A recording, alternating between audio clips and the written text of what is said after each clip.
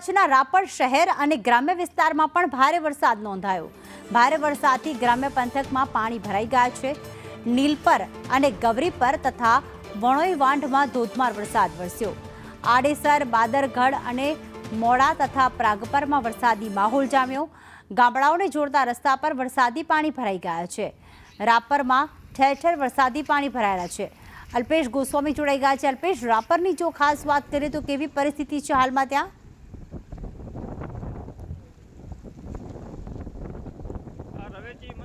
ગઈકાલ રાતથી જ સતત રાપર શહેર અને ગ્રામ્ય વિસ્તારની અંદર વરસાદ પડી રહ્યો છે। રાપરમાં લગભગ 15 ઇંચ જેટલો વરસાદ પડ્યો છે। તેના કારણે નીચાણવાળા વિસ્તારોની અંદર પાણી ભરાવાની સમસ્યા છે તે જોવા મળી રહી છે।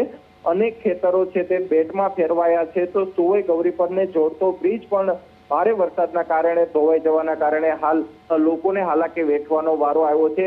જે રીતે કચ્છમાં ભારે વરસાદની શક્યતા છે તેને લઈને આજે કચ્છની તમામ શાળાઓ કોલેજો છે તેમને પણ રજા જાહેર કરવામાં આવી છે। તો હજુ પણ ભારે વરસાદની શક્યતા છે અને સમગ્ર કચ્છ જિલ્લામાં હાલ સાર્વત્રિક મેઘમહેર જોવા મળી રહી છે। આભાર અલ્પેશ તમામ વિગતો માટે।